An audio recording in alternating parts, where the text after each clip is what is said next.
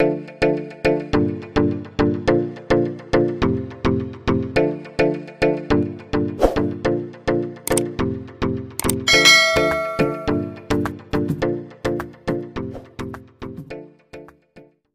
আমাদের যে আলোচনার বিষয়টা সেটা অনেকটাই গুরুত্বপূর্ণ হবে। তো বন্ধুরা, আজকে আমাদের আলোচনার বিষয়টা হচ্ছে যে আমাদের ডেইলি নিউজ পেপার মানে দৈনিক সংবাদের মধ্যে যে একটা চাঞ্চল্যকর বিষয় উঠে এসেছে সেটা হচ্ছে কি টেট পরীক্ষা সংক্রান্ত কিছু আলোচনা রয়েছে সেই দৈনিক সংবাদের পাতায়।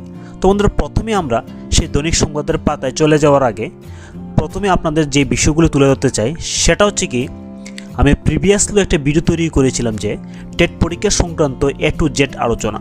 তো সেই ভিডিওর মধ্যে আমি বলেছি যে টেট পরীক্ষা সংক্রান্ত কোনো প্রকারের নোটিফিকেশন বা আপডেট যদি আসে তাহলে প্রথমে আমাদের 3টি ওয়েবসাইটকে প্রথম ফলো করব, তারপরে নয়তো আমাদের যে নোটিফিকেশনটা আছে সেটা দিয়ে চলে যাব। তাহলে বন্ধুরা, আমরা TRBT মানে টিচার্স রিক্রুটমেন্ট বোর্ড ত্রিপুরা তাদের ওয়েবসাইটটা খুলে রেখেছি। তোমরা ভিডিওটাকে স্কিপ করবে না, এর মধ্যে সমস্ত ডিটেলস আলোচনা করব, সঙ্গে কিছু বিতর্কমূলক আলোচনা থাকবে, সেগুলো আপনাদের সামনে তুলে ধরবো। তাহলে বন্ধুরা, টিচার্স রিক্রুটমেন্ট বোর্ড ত্রিপুরা তাদের ওয়েবসাইটটা খোলার পর আপনারা হাইলাইট সেকশন আপনারা দেখতে পাচ্ছেন কোনো প্রকার টেট পেপার 1 এবং পেপার 2 সংক্রান্ত নোটিফিকেশনে আপডেট নেই। তাহলে বন্ধুরা, আমরা দ্বিতীয় ওয়েবসাইটে চলে যাচ্ছি। এটা হচ্ছে ত্রিপুরা স্টেট পোর্টাল মানে ত্রিপুরা গভর্নমেন্টের যে ওয়েবসাইটটা আছে সেটার মধ্যে চলে এসেছি। আসার পর আমরা স্ক্রল ডাউন করে নিচে চলে আসছি। এই জায়গার মধ্যে বন্ধুরা টেট পরীক্ষা সংক্রান্ত কোনো প্রকারের আপডেটস বেরিয়ে আসেনি। নেক্সট তারপরে একটা ওয়েবসাইটকে আমি সর্বদা প্রেফার করি, এই ওয়েবসাইটটা আপনারা চেক করতে পারেন। তো বন্ধুরা, এটা হচ্ছে সেই ওয়েবসাইট মানে ত্রিপুরা ইনফোয়ে।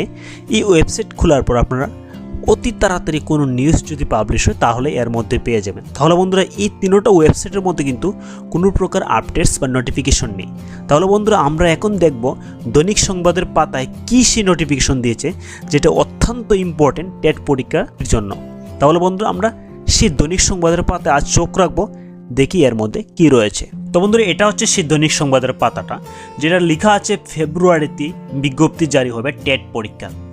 মন্ত্রী মানে শিক্ষামন্ত্রী যে কথাটা বলেছে মহাকরণে তার নিয়ে একটা আলোচনা করা হয়েছে দৈনিক সংবাদের পাতায়। তাহলে বন্ধুরা, আমরা ডিটেলস আলোচনা করার আগে আপনাদের কাছে রিকোয়েস্ট রাখবো ভিডিওটা লাস্ট অবধি দেখার চেষ্টা করবেন।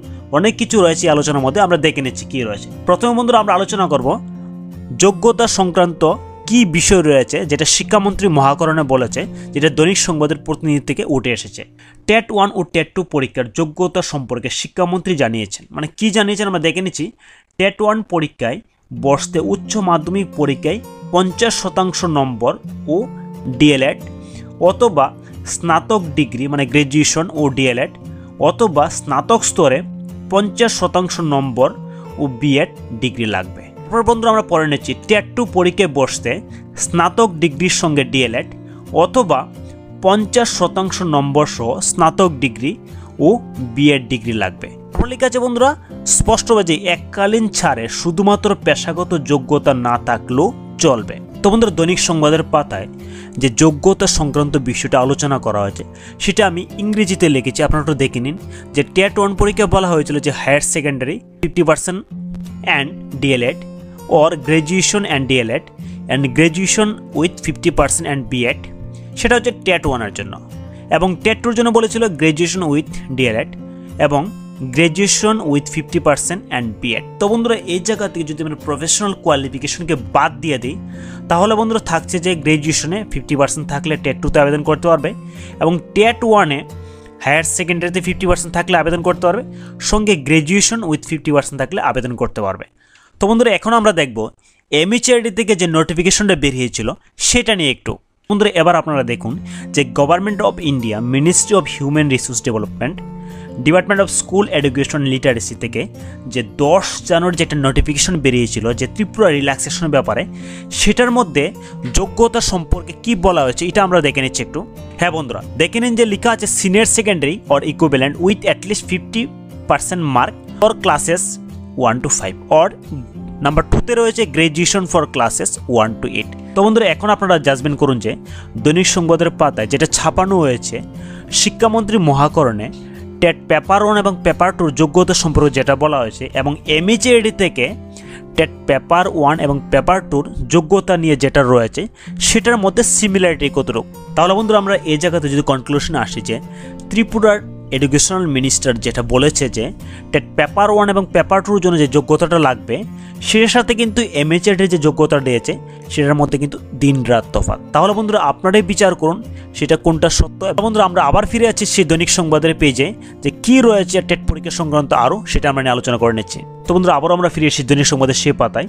তো বন্ধুরা যেহেতু শিক্ষামন্ত্রী নিজেই টেট পরীক্ষা সংক্রান্ত যোগ্যতা সম্পর্কে আলোচনা করেছে, তাহলে বন্ধুরা আমাদের ওয়েট করতে হবে সেই অফিসিয়াল নোটিফিকেশনের জন্য কখন টিআরবিটির সাইটে দেওয়া হবে। তাহলে বন্ধুরা আমরা দেখে নিচ্ছি আর কী কী রয়েছে এর মধ্যে। আগামী ফেব্রুয়ারি মাসের শেষ সপ্তাহে পরীক্ষা সংক্রান্ত বিজ্ঞপ্তি জারি হতে পারে। তার মানে বন্ধুরা সম্ভাব্য যে আগামী ফেব্রুয়ারি মাসের লাস্ট সপ্তাহে পরীক্ষা সংক্রান্ত নোটিফিকেশন বেরোতে পারে। তারপরে হচ্ছে বন্ধুরা অনলাইনে পরীক্ষার্থীদের আবেদন করতে হবে। তার মানে হচ্ছে প্রিভিয়াসলিও টেট পরীক্ষা যখনই হতো তখন কিন্তু অনলাইনে আবেদন হতো, তো ইন ফিউচারে যখন হবে রিল্যাক্সেশন নিয়ে তখনই কিন্তু আপনাদেরকে অনলাইনে আবেদন করতে হবে। লেখা আছে বন্ধুরা যাদের পেশাগত ডিগ্রি রয়েছে, মানে ধরুন ডিএলএড বিএড যাদের ডিগ্রি রয়েছে তারা পৃথক ফর্মে আবেদন করবেন। মানে সেক্ষেত্রে বন্ধুরা দুটো ফর্ম হয়তো সেপারেট থাকবে। এক ক্ষেত্রে যাদের পেশাগত যোগ্যতা থাকবে তারা একটা ফর্মকে সিলেক্ট করবেন, আর যাদের পেশাগত যোগ্যতা থাকবে না তারা অন্য একটা ফর্মকে সিলেক্ট করে আবেদন করবেন। যাবতীয় প্রক্রিয়া শেষ করে অক্টোবর নভেম্বর মাসে পরীক্ষা গ্রহণ করবে। তার মানে হচ্ছে একটা প্রেডিক্টেড দিয়েছে যে অক্টোবর এবং নভেম্বর মাসে সে পরীক্ষাটা হয়ে যেতে পারে, যেটা ওয়ান টাইম রিল্যাক্সেশনের এক্সামিনেশনটা। বলা হচ্ছে বন্ধুরা যদি একাধিক সংখ্যক পরীক্ষার্থী হয় তাহলে দুদিনে পরীক্ষাটা কন্ডাক্ট করবে। বাট প্রিভিয়াসলি যে সমস্ত পরীক্ষাগুলো হতো সেটা কিন্তু একদিনই হয়ে যেত। মন্ত্রী এও জানিয়েছে 60% কাট অফ মার্কস পেয়ে যারা উত্তীর্ণ হবে প্রাপ্ত নম্বরের ভিত্তিতে তাদের নামের তালিকা প্রস্তুত করবে। তার মানে হচ্ছে বন্ধুরা প্রিভিয়াসলি ছিল যে 150 মধ্যে আপনাকে কিন্তু 90 পেতে হবে, তবে এসসি এসটির জন্য কিছু কম রয়েছে। তবে যারাই 90 কাট অফ মার্কস ক্লিয়ার করবে তাদের কিন্তু একটা নামের তালিকা প্রস্তুত করা হবে। মানে চাকরির প্রদানের ক্ষেত্রে যাদের পেশাগত ডিগ্রি রয়েছে তাদেরকে দেওয়া হবে। তার মানে হচ্ছে বন্ধুরা যে সমস্ত ক্যান্ডিডেটদের বিএড বা ডিএলএড বা কোনো প্রফেশনাল কোয়ালিফিকেশন রয়েছে শিক্ষাগত যোগ্যতার ক্ষেত্রে, তো সেক্ষেত্রে তারা কিন্তু অগ্রাধিকার দেওয়া হবে সবচেয়ে বেশি। তাদের শূন্য পদের ভিত্তিতে ট্রেনি টিচার হিসেবে নিয়োগ করবে, যেটা এমএচআরডির মধ্যে বলা হয়েছে যে যাদের পেশাগত যোগ্যতা থাকবে না তারা যখন সিলেক্টেড হবে তখন জয়েন করার পর তারা কিন্তু ট্রেনি টিচার হিসেবে নিয়োগ করা হবে এবং 2 বছরের মধ্যে কিন্তু তাদের পেশাগত ডিগ্রিটা অর্জন করতে হবে। অর্জন করার পরে তাদের যে পদটা শিক্ষক হিসেবে গ্রহণ করা হবে। শূন্যপদের সংখ্যা বলা হয়েছে 6000-এর মতো।